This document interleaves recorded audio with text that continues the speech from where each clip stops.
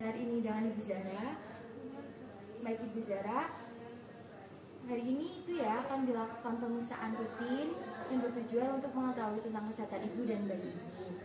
Untuk pemeriksaan yang kemarin ternyata tensinya Ibu Zara tinggi ya, 150/130 ya.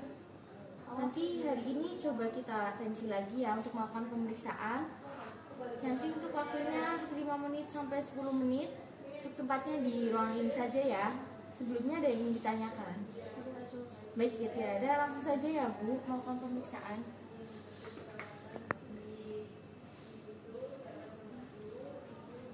Tensi dulu ya Bu.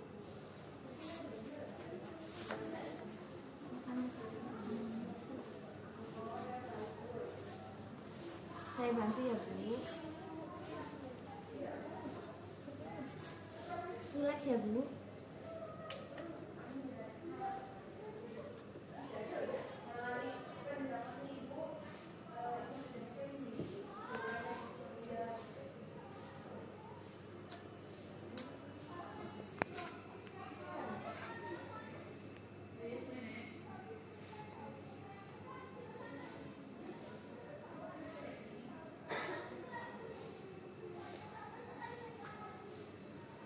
Tensinya tinggi lagi ya Bu, ini 150/130.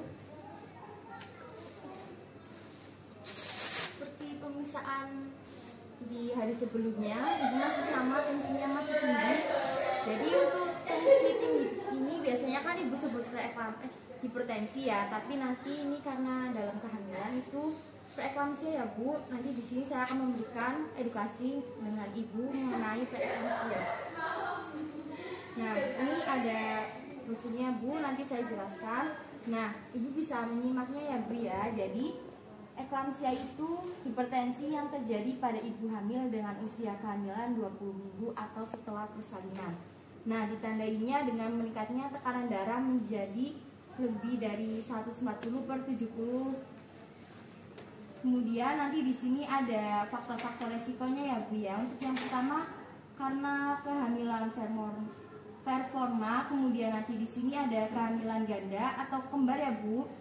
Untuk keluhannya lebih dari normal. Kemudian ada kehamilan anggur. Nah, kehamilan anggur ini karena ketika sel telur yang di buah dan plasenta tidak berkembang biak secara normal ya Bu, itu namanya hamil anggur. Kemudian ada usia ibu yang lebih dari 35 tahun ya Bu. Kemudian kematian janin dalam rahim. Kemudian obesitas ini disebabkan karena bayi dengan berat badannya lebih dari normalnya ya Bu ya. Kemudian ada riwayat darah tinggi. Kemudian memiliki riwayat keluarga yang pernah mengalami preeklamsia. Jadi seperti kayak keturunan gitu ya Bu ya. Nah, di sini saya akan menjelaskan tentang jenis preeklamsia ya Bu. Jadi di sini ada preeklamsia ringan dan berat. Untuk yang ringannya itu tekanan darah sistolnya 140 atau kenaikan 30 dengan interval pemeriksaan 6 jam. Kemudian ada tekanan darah diastolnya 90 atau kenaikan 15 dengan interval pemeriksaan 6 jam juga ya Bu. Kemudian ada kenaikan berat 1 kg atau lebih dalam seminggunya. Nah, ibu itu berarti masih dalam preeklamsia itu ya Bu, ringan. Karena untuk yang beratnya itu tekanan darahnya tuh lebih dari 160 ya Bu ya. Kemudian ada oligua, urin kurang dari 400 cc-nya per 24 jam. Kemudian ada protein urinnya lebih dari 3 liter ya Bu. Kemudian untuk pemeriksaannya nanti di sini ada tes diagnosis dasar. Untuk yang pertama nanti akan dilakukan pengukuran tekanan darah. Kemudian ada analis protein dan urin, pengukuran tinggi fundus uteri, pemeriksaan funduskopik. Kemudian selain tes diagnostik dasar, nanti di sini ada tes laboratorium dasar juga ya Bu ya. Untuk tes laboratorium dasarnya di sini ada evaluasi hematologi. Nah, evaluasi hematologi ini ada hematosit, jumlah trombosit dan sel darah merah.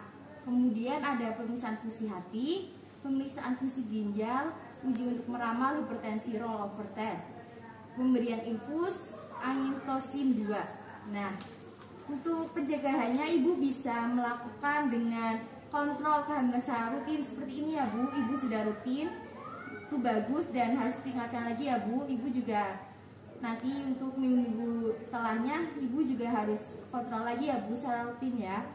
Nanti ibu juga harus istirahat dan tidurnya yang cukup, jangan begadang ya Bu ya.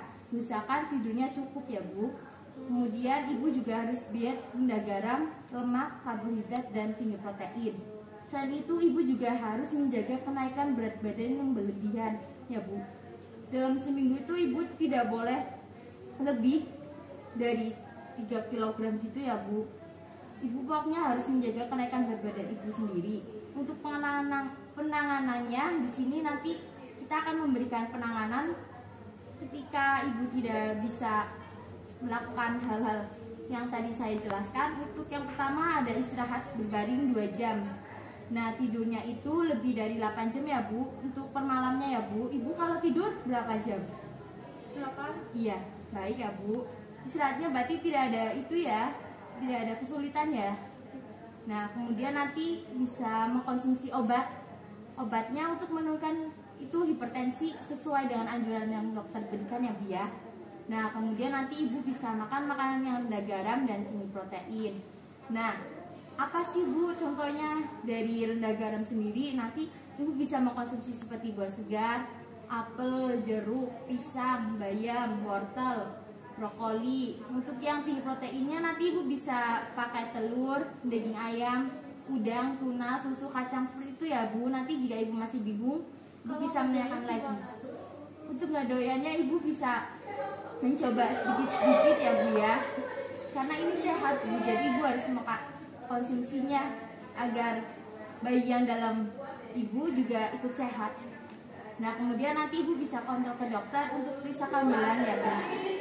Nah karena ini preeklamsia itu mempunyai komplikasi Bu, nanti bisa ibu bayinya tuh lahirnya prematur. Terus ada kejang-kejang. Untuk tanda-tanda kejangnya itu sakit kepala parah, nyeri epigastrium, mual muntah, hiperplasia, gelisah, kerusakan pada saraf ya Bu. Kemudian nanti selain itu bisa mengalami kematian janin. Kemudian shock pada ibu yang bisa berakibat kematian. Nah, saya sudah selesai menjelaskan edukasi tentang preeklamsia. Untuk selanjutnya apakah ada yang ingin ibu tanyakan? Kalau stres itu mempengaruhi hipertensi nggak ya sus kira-kira ya? Iya, sangat mempengaruhi ya Bu. Untuk itu ibu tidak dibolehkan untuk stres berlebihan ya Bu. Ibu harus menjaga pola pikir ibu agar tidak stres, karena itu bisa berpengaruh terhadap perkembangan yang ada di dalam janin ibu ya. Jadi ibu harus mengontrol ini pemikiran ya, untuk selalu positive thinking biar tidak stres. Nanti ini bisa dibawa pulang untuk ibu belajar di rumah, dan ibu bisa bantu suami juga untuk memberikan edunya juga. Oh ya, nanti kalau pulang juga bisa ya Bu. Iya sus. Ada yang ingin tanyakan lagi? Tidak, sus. Baik, jika tidak ada ibu bisa menekan ruangan ini. Baik, terima kasih ya. Assalamualaikum ya Bu ya. Iya sus.